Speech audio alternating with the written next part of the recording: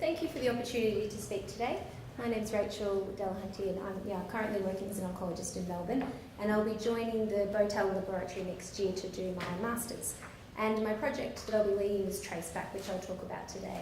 So there's two aspects to Traceback, which I'll discuss, and I'll just start with some background. So we know that BRCA1 and 2 are very important tumour suppressor genes for DNA repair. BRCA1 has a very broad spectrum role in DNA repair, as well as cell cycle checkpoint activation and transcription regulation. And BRCA2 has a more specific role in homologous recombination deficiency. We know that these mutations can occur sporadically or can be passed down in an autosomal dominant fashion. And here we can see the classic pedigree of a BRCA1 carrier.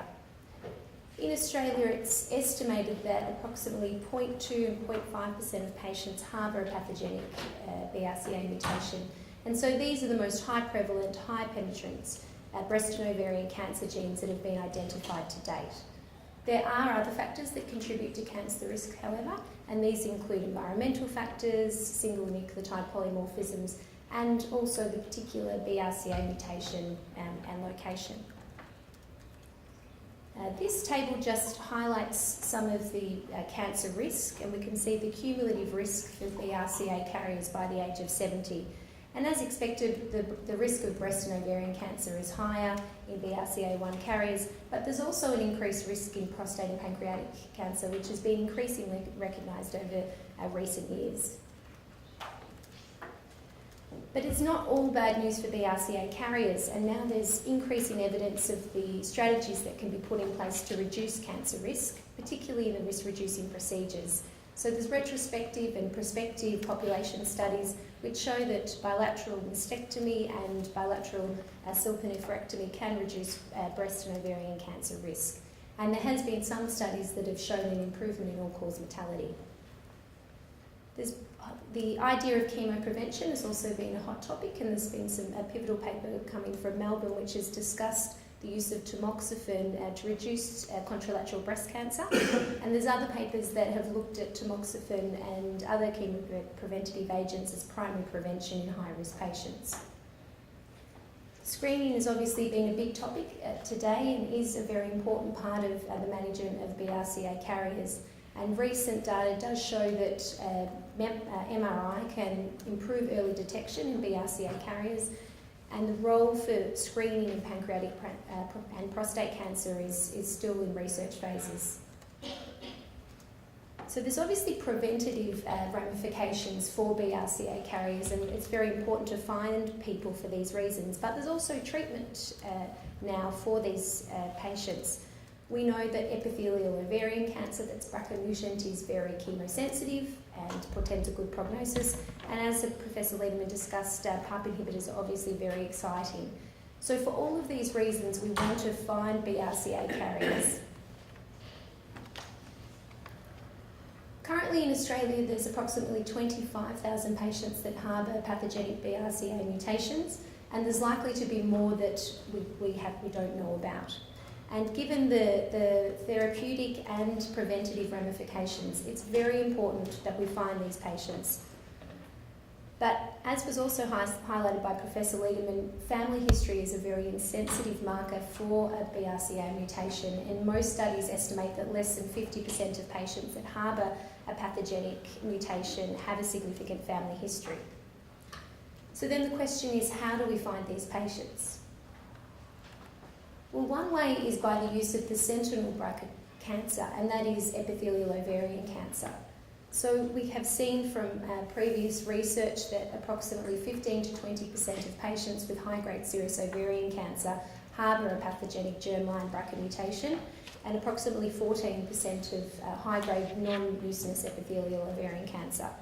So for this reason, the EVIQ guidelines were updated in 2013, and for people that don't know EVIQ, it's an Australian, essentially a program that's been set up by clinicians to assist clinicians to guide the treatment of cancer patients. But despite this recommendation, less than 50% of patients receive an appropriate referral. And in addition, in the last 15 years, we estimate that over 1,000 patients that would harbour a BRCA mutation have been diagnosed with ovarian cancer but not tested. So this is really the basis for Traceback. So the problem is in Australia at the moment that many people harbour a BRCA mutation unknowingly and are missing out on risk-reducing procedures or interventions and screening. And the question is, how can we improve the detection? So it's been discussed that prospective testing is very important, but the question is what happens to all of those people that have been diagnosed with ovarian cancer in recent years and still have not received testing? And so our answer to that is that a cost-effective way of doing this, rather than population screening, is Traceback. So through Traceback, we plan to use tissue-banked specimens and undergo BRCA testing through panel testing and find the BRCA mutation with the use of the sentinel cancer, then increase cascade testing and put this on a larger scale in Australia. So I'll discuss this in more detail. There's two parts to this study. The first box is part one, which will be my master's project, which I commence next year. And this will use the banked specimens from two cohort studies, the Australian Ovarian Cancer Study and the Ovarian Cancer Prognosis and Lifestyle Study. These patients have already pre-consented to the use of their specimens for further research and have tumour, and some have also blood for germline testing available. They have not yet undergone BRCA testing, so we will test their tumour, and if a mutation is found, then look at directing them towards a familial cancer service. And this will be the pilot and establish the capabilities for the bigger study, which will be Traceback 2. And this will be an Australian-wide study with international collaboration, which I will discuss more. So for Traceback 1, as mentioned, there'll be approximately 1,300 banked tumour specimens that will receive BRCA testing through a panel. If a mutation is detected, the patient's vital status will be checked. So if they're alive, they will be notified that a potential result of significance to them and their family has been detected, and they will be then guided towards the familial cancer clinic for confirmatory testing and genetic counselling. If they're deceased, this particular information will be given to their next of kin.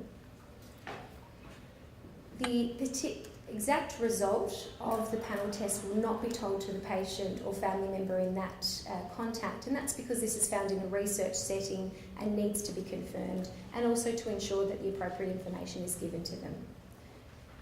If a variant is found, this will be discussed with a specialised panel, and a decision will be made to clarify whether this is potentially significant, and if it's significant and actionable, then that information will also be passed on. If the patient and or family member consent, they will then be followed prospectively to assess their use of the familial cancer clinic and their uptake of risk-reducing procedures to try and assess what some of the barriers to those things may be. And this will then form the basis for Traceback Part 2. So Traceback Part 2, as mentioned, will be an Australian-wide study with two components. One will be an open access referral scheme where patients or family members of patients that have had a diagnosis of high-grade epithelial non-mucinous ovarian cancer can approach us and go through a consent process to undergo testing. The other part will be the testing of archived tumour specimens with a waiver of consent. Again, if a mutation is detected, they will be guided towards a familial cancer clinic in the same way and followed prospectively. These studies raise a number of challenges, including quite a range of ethical considerations. There are some significant benefits that come from this study, particularly by increasing the capture of BRCA through the use of the sentinel cancers and then increased cascade testing.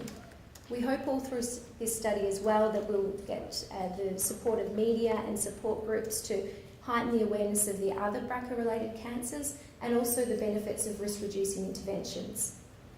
And by using BRCA testing in this way, we hope to also allow patients from other sectors of the population that wouldn't normally undergo testing the chance for testing and then risk-reducing interventions. We must remember, though, that there's not all benefits, and there are some potential harms that may be gained or may be caused by this study, particularly in consenting archived tumours with a waiver of consent. There may be some people and family members that would not want to be told that there's a potential result of significance, and for them it could cause emotional distress. And there's also the potential ramifications in terms of life insurance and income protection. I guess the other practical things to consider are how we're going to cope, or the Familial Cancer Service, how will they cope with the increased workload that will be placed on them, and also the potential negative views that may come from the media or other clinicians with regards to testing even deceased patients' tumours. There are many benefits, though, that could be gained from this study, and we think that by far the benefits outweigh the risks. And this is something that could be expanded to other BRCA-related tumour types, and it could be tested internationally. So in conclusion, we hope that Traceback 1 will improve the capture of BRCA in Australia through the testing of the sentinel tumours and then allowing increased cascade testing. We hope also to have a better understanding of the variants and also potential barriers that may prevent people from undergoing risk-reducing interventions. We hope that this can then perform the capabilities for the bigger study, Traceback 2, which will be an Australian-wide study, with the overall goal of improving the outcomes for patients and family members by better screening methods, and overall to reduce the number of BRCA-related cancers in Australia.